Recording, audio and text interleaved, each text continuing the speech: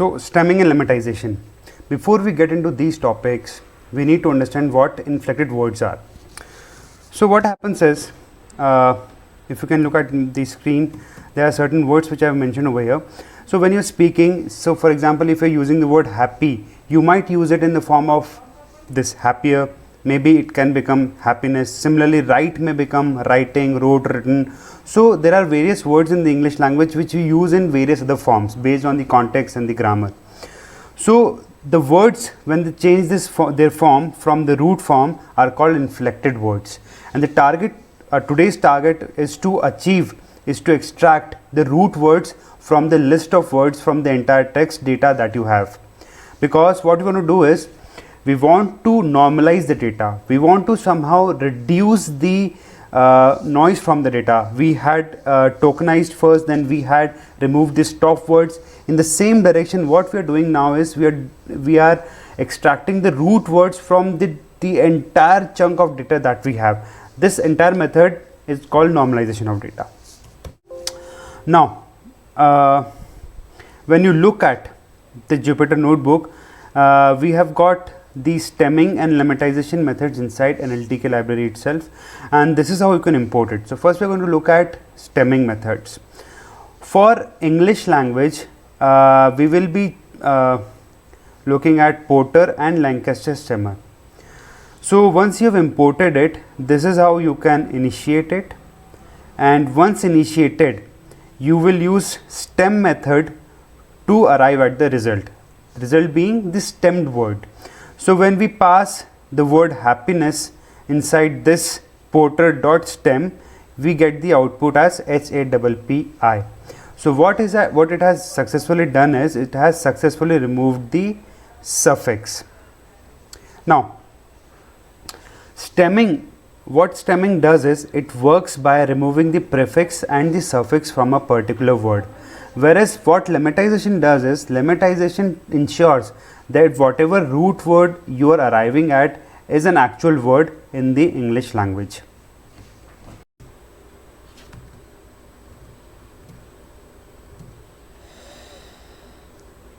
So now we have this list of words which we have defined.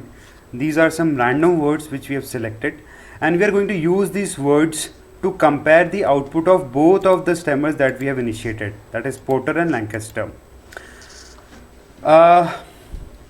Okay, so we have used this for loop here to arrive at this output, where we are printing the original word first and then the output from Porter and Lancaster stemmer.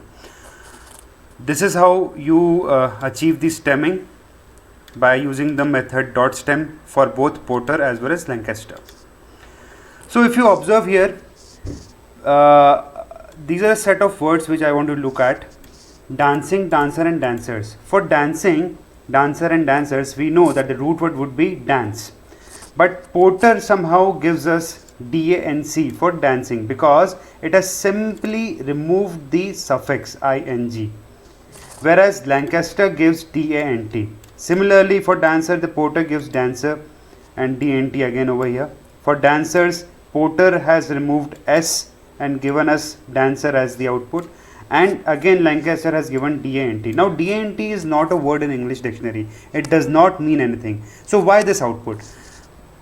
Lancaster stemmer has a set of rules defined inside it, which it uses iteratively to generate a root word from a particular word. So it goes through that list of rules, apply on the word, tries to figure out if that rule is applicable or not. If it is applicable, okay. If not, then it moves on to the next rule. And this is why it sometimes results in overstemming and the output means nothing. So this is where Lancaster stemmer falls slightly behind Porter stemmer, but this does not mean that the Porter stemmer is better. Porter stemmer also results in outputs which does not mean anything. So for example, you look at the word planetary. So it has removed the Y but replaced it with I. So this word does not exist in the dictionary.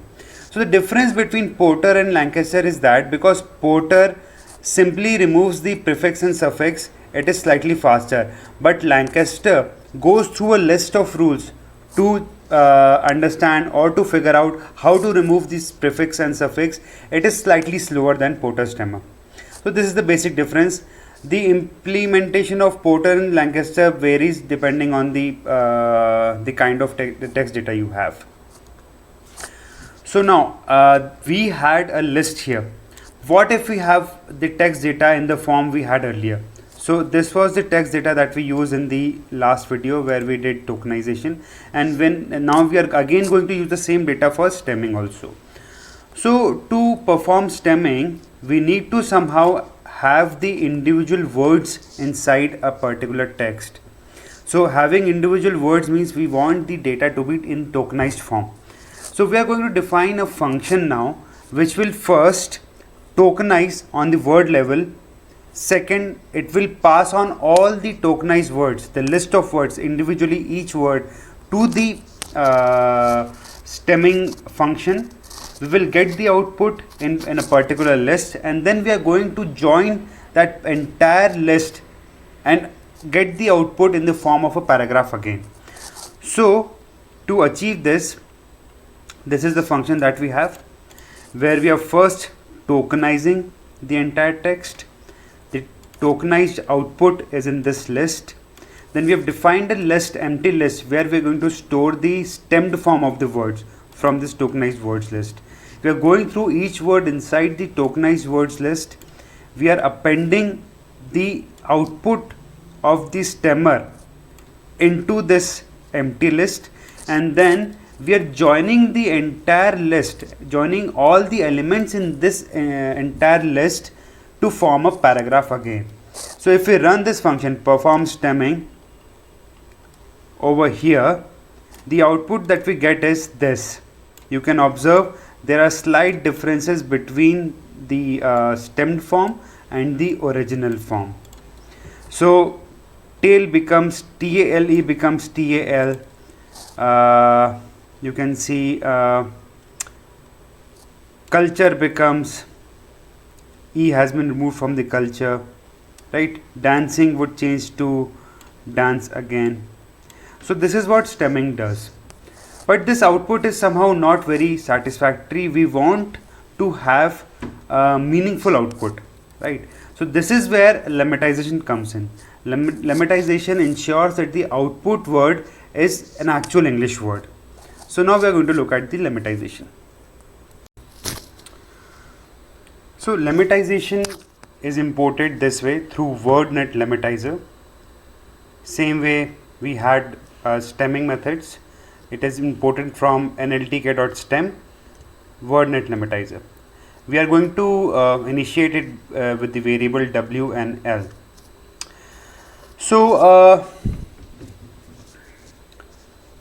the process flow of lemmatization would be same as that of a stemmer.